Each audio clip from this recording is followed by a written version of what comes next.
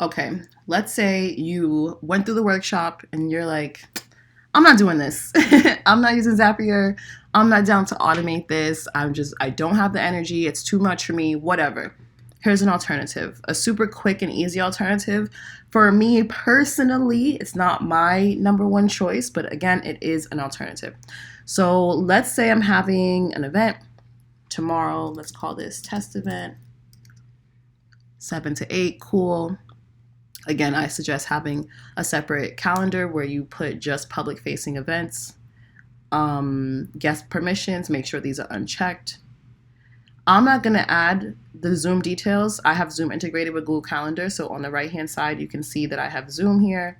I'm not going to add the Zoom events, and I wouldn't because, again, anyone could have access to this information because it's not like anyone that adds this to their calendar.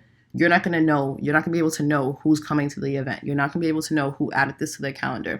So I personally would then just email the Zoom link like 24 hours before and then an hour before and then maybe like a 10-minute reminder, we're starting now, and then put the Zoom links. So I'm not going to add the Zoom. I have my test event. Cool. I have the details.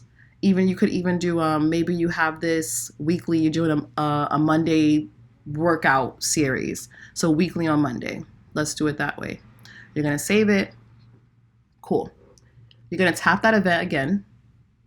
You're going to hit the 3 dots and you're going to do publish event.